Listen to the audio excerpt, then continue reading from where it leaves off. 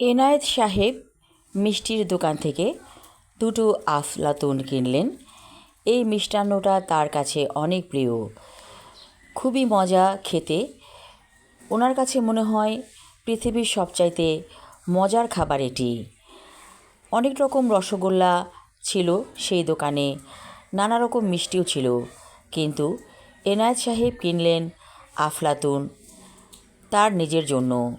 এই বুড়ো বয়সে কেবল খেতে ইচ্ছে করে। যত রকম মজার মজার খাবার আছে সেই খাবারগুলো চোখের সামনে ভেসে বেড়ায়। তার স্ত্রী রাবেয়া প্রায়ই অসুস্থ থাকে, ঠিকমতো রান্না করতে পারে না। একমাত্র ছেলে বউ নিয়ে আলাদা হয়ে গিয়েছে। বউটা কড়া মেজাজের, ব্যাংকে চাকরি করে। যখন একসাথে থাকতো মাঝে মাঝে বউটা রান্না করত। তার হাতের রান্না অত্যন্ত সুস্বাদু। একদিন এনায়েত সাহেবকে খেতে দিয়েছিল একটা মিষ্টি জাতীয় খাবার, নানা রকম ফল ফ্রুট উপরে, নিচে কেকের মতো। সেটা সে নিজেই বানিয়েছিল।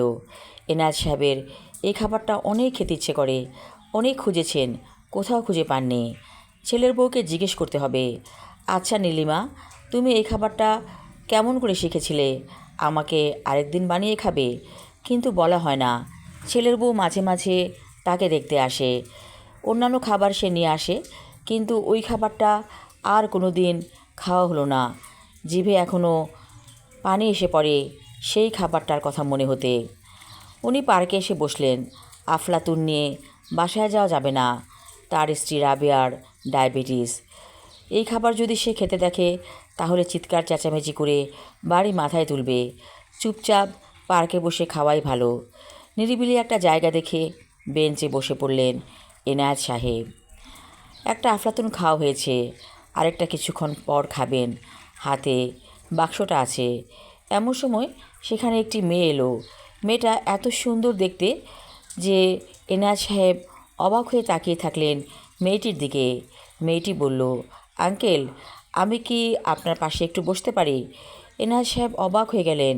পূর্ণ যুবতী একটি নারী তার সাথে বসবে, কিন্তু কেন? এনায়েত সাহেব কিছু না বলতেই মেয়েটি ধপাস করে বসে পড়ল সিমেন্টের বেঞ্চে। মেয়েটি বলতে লাগলো, আমার নাম পরি। আমি অনেক ক্লান্ত, এখানে কিছুক্ষণ বিশ্রাম নিব, তারপর চলে যাব।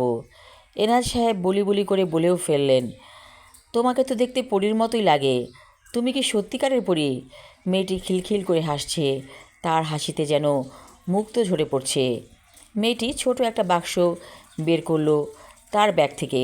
তারপর বের করলো সেই খাবারটি, যে খাবারটি বহু বছর আগে তার ছেলের বউ তাকে খাইয়েছিল। দুটো আছে। মেয়েটি বলল, আঙ্কেল, আপনি একটা নিন, বাকিটা আমি খাবো। এনায়েত সাহেব রীতিমতো ছো মেরে খাবারটা হাতে নিলেন। তারপর তৃপ্তি সহকারে খেতে লাগলেন। কামড়ে কামড়ে ফল পড়ছে। এনায়েত সাহেব বললেন, আচ্ছা মা, তুমি কি আমাকে শেখাবে কেমন করে এই খাবারটা বানাতে হয়? বহু বছর পর খেলাম, আমার খুব খেতে ইচ্ছে করছিল। মেয়েটি হাসছে, বলল, আমি জানি আপনার খেতে ইচ্ছে করছিল, তাই তো আপনাকে খেতে দিলাম। তারপর মেয়েটি ব্যাগ থেকে একটা পানীয় বের করলো। বলল, এই খাবারটা খাওয়ার পর এই পানীয়টা খেতে হয়। এনায়েত সাহেব বললেন, আমার কাছে একটা আফলাতুন আছে, ওটা আমি খেয়ে নিই।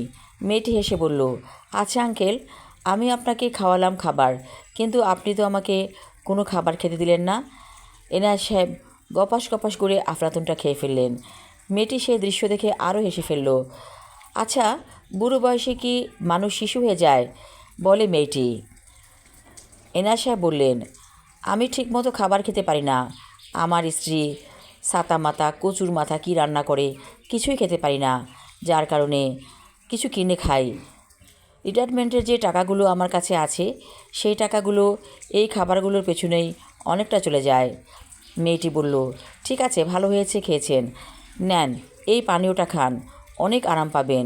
এনায়েত সাহেব চুকচুক করে পানি খেতে লাগলেন।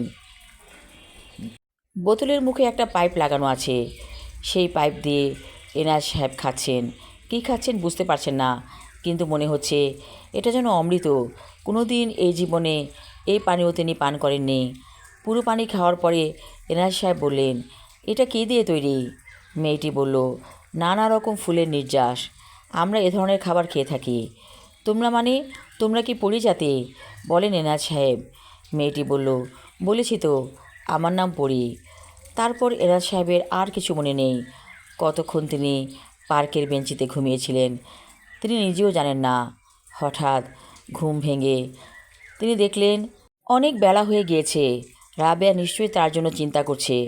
মনের ভুলে তিনি ফোনটা রেখে এসেছিলেন তার পড়ার টেবিলে। সেই টেবিলে বসে তিনি নানা রকম বই পড়েন। বুড়ো বয়সে বই পড়া যেন একটা নেশার মতো হয়ে গিয়েছে। তারপর তিনি একটা রিকশা করে বাসায় চলে এলেন। রাবেয়া বেঘরে ঘুমাচ্ছে। যাক, বাঁচা গেল। রাবেয়া আর বকাবকি করবে না। এনাজ সাহেবের কাছে ডুপ্লিকেট চাবি আছে। তালা খুলে ভেতরে প্রবেশ করে ওনার মনটা শান্তিতে ভরে গেল। রাবেয়া ঘুম জড়ানো কণ্ঠে বলল, কে যেন অনেকগুলো খাবার দিয়ে গেছে, বলেছে এটা আঙ্কেল খাবে। এনাজ সাহেব বললেন, আমি তো তালা দিয়ে গিয়েছিলাম, দরজা খুলেছে কে? রাবেয়া বলল, মেয়েটি আমাকে ডাক দিয়ে বলল, আন্টি দরজা খুলেন, আমি খাবার এনেছি। তখন আমি মেয়েটিকে চাবি দিয়েছিলাম, সে তালা খুলে ঢুকেছিল। তারপর যাবার সময় আবার তালা দিয়ে চলে গেছে চাবি রেখে। এনাজ সাহেব খাবারের ঢাকনা উঠিয়ে দেখলেন সেখানে ইলিশ মাছ ভাজা, তারপর গরুর মাংস ভুনা, আরও আছে মজার মজার খাবার। এনাজ সাহেব চোখ কপালে তুলে বললেন, আমি যে এই খাবারগুলো পছন্দ করি কী করে জানলো মেয়েটি? রাবেয়া বলল, আমি খেয়ে নিয়েছি, আপনি খেয়ে নিন, আমার কেন যেন আজকে অনেক ঘুম আসছে। এই বলে রাবেয়া আবার ঘুমিয়ে পড়ল। এনাজ সাহেব ওয়াশরুমে যেয়ে গোসল করলেন। তারপর পরম তৃপ্তি সহকারে সেই খাবারগুলো খেলেন, যে খাবারগুলো তার সবচাইতে পছন্দের। আমি আমার লেখা ছোট গল্প আফলাতুন পর্ব 1 পড়লাম। পরবর্তী অংশ থাকবে আগামী পর্বে। ধন্যবাদ।